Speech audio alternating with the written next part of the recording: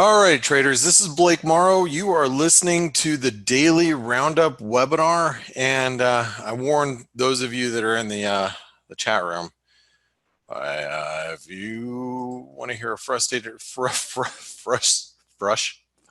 my gosh, I can't even speak today, frustrated Blake, you got him, because this market is extremely frustrating. However, you know, a couple things are developing here, and I guess I want to bring them to your attention. You know, we've been talking about the euro and about a dip to 111.50, and I'm the way that the euro is acting today.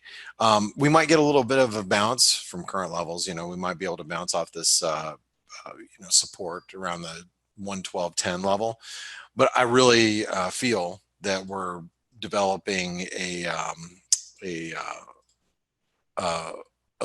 pennant, and we're going to be able to pick up the euro close to 111.50.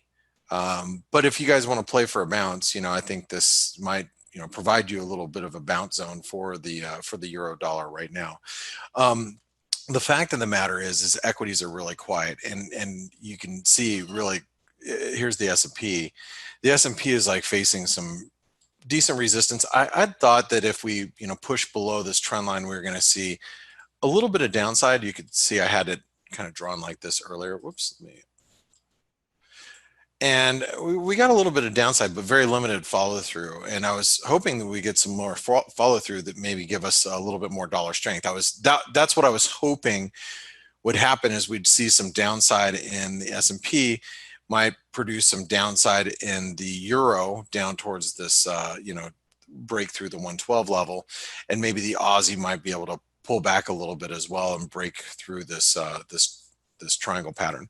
But it looks like the Aussie might move following the employment data, which comes in this evening at 9:30 p.m. Eastern. I think it's 6:30 p.m. my time is what we're looking at. But basically, here's your Aussie, here's your Kiwi, you know, knocking its head against resistance.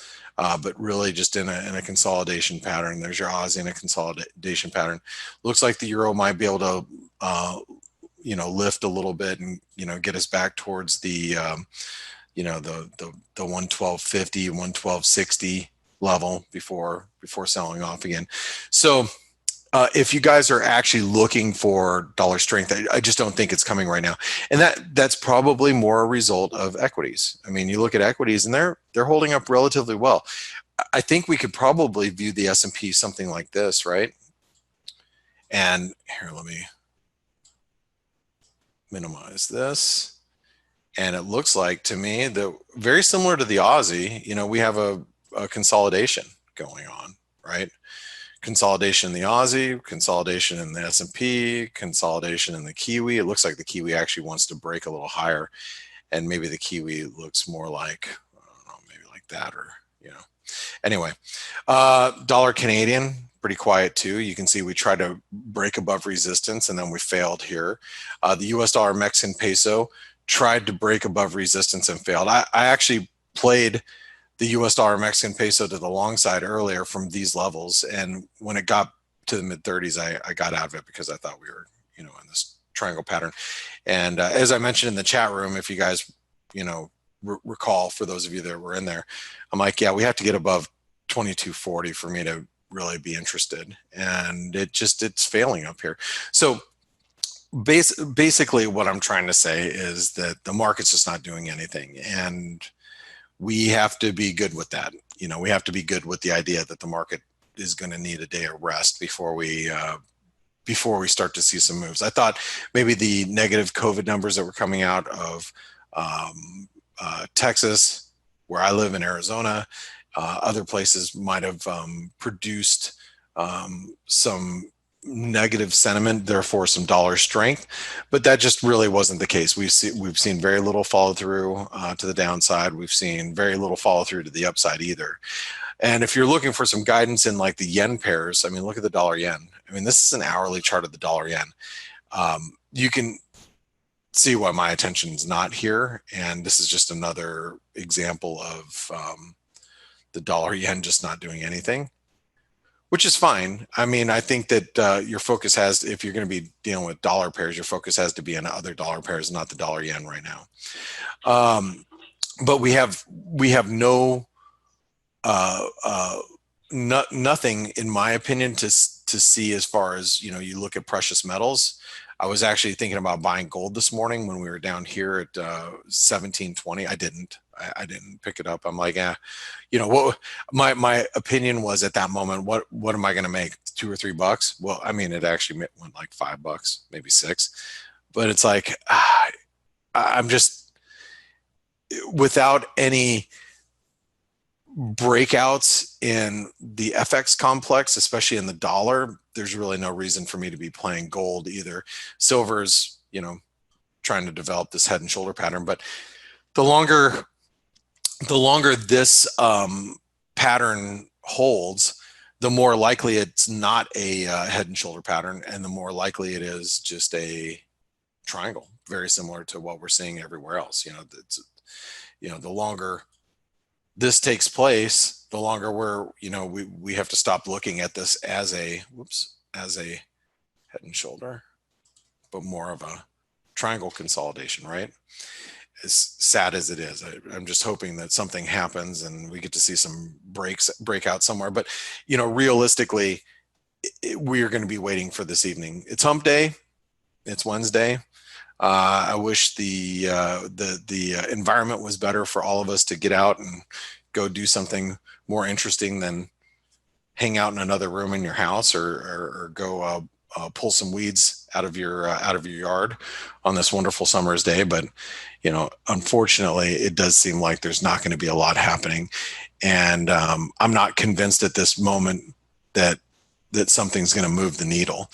That doesn't mean that I'm going to be far away from the computer, but these are the days where you know, set up alarms. You can see like my Aussie dollar is really set up for an alarm should we break the lower trend line, an alarm should we break the upper trend line. And if you don't have, you know, that capabilities, well, you know, you have ForexAnalytix where, you know, support and resistance levels, once these levels get breached, you'll get alerts, you know, on your desktop or on your mobile, or, you know, your email, whatever method you decide to choose. And you can go to settings here, and this way you can actually figure out where your notifications are going, and be more specific. Okay. So anyway, I wish there was something more to say. It did, and there are a couple comments, so don't go anywhere. Tom says, I'm in. Woohoo! So glad to be here. Hey, Dr. Tom, it's nice to have you here. I wish it was a more exciting day to be part of the Daily Roundup. A lot of times, you know, and especially in recent months, the Daily Roundup's been pretty exciting because, you know, we talked during the FACE webinar, then we had some moves that happened between now and FACE, and then I can set you guys up for Asia, but, you know, as you can see, we were pretty much sideways. Raj says, let it all out. Jason says, thoughts on the Euro crosses. You know, I think the Euro, it's pretty much the same I've felt for the last couple of days. The Euro Aussie needs to get above, at this point in time, above 65. Okay. Last night, you know, we're still failing here in this descending channel. You know, the good news is the Euro, if you're bullish, the Euro's holding the 618 retracement, and actually we could probably go from the very bottom here. Okay. And you can see the probes to the 618 are holding, but it's hard to be really bullish. Let me move this really quick. It's hard to be really bullish without getting above the 165 level, and definitely above 166. I mean, I say once, in the event the Euro Aussie clears that resistance, but more importantly, the 166 level, I'm going to be long like Donkey Kong. But until then, you know, you can try to pick it up. Like, I know Amanda's been trying to play it down here. It's like, yeah, pick it up down here, spin out of it for 20 or 30 pips, and, you know, play it like that. Euro New Zealand, similar situation, except we are dipping a little further than I thought. But let's see. It doesn't look like that inverted head and shoulder pattern is going to play, but still, The 166 level, or 176, excuse me, is still very, very key. For multiple reasons, and we're at the 618 right now. So I mean, yeah, I mean, you could try to buy it here and try to pick it up for a little bit, but you know, the real confirmation for me on the Euro New Zealand is a break above 176. Okay, that's such a big level in the market. I mean, it's huge. You know, it's a breakout point from last year, right? Retest, held it, rallied, came down, tested, broke. Then we came back and tested it again. So you guys know that 176 is huge, huge. And so 176.50 really. So until we get above that, it's hard for me to get super excited about it. It's not for right now. Euro sterling, same as before. However, we might be tightening into a triangle here, which could, yeah, I guess the good news is as we develop a triangle, it looks something like this. You know, a break above will take us to the upper end. Break below will take you to the lower end. And, you know, we have key support here at 88.60 and 90.60, right? So there's that. And then you got the euro dollar. It's, that's how I feel about the euro dollar right now. So there you go. Nissim asks about natural gas. You want to see natural gas? God, who trades natural gas? Oh, sorry, you do? I'm just kidding. Let's take a look at nat gas, I guess. Let's go to, I can pull up futures, but I wanted to see if there's a CFD,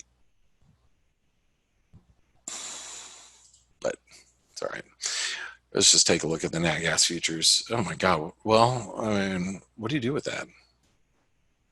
I guess there's a lot of support down here, but you could, I mean, risk reward is you buy it here and you put your stop below 159 maybe, but doesn't, as you can tell by my voice, it's not very compelling. It's not a very compelling argument, but I guess that's what you do. All right. So anyway, guys and gals, if you're not listening to this live, that means you're listening to this almost 24 hours after the fact.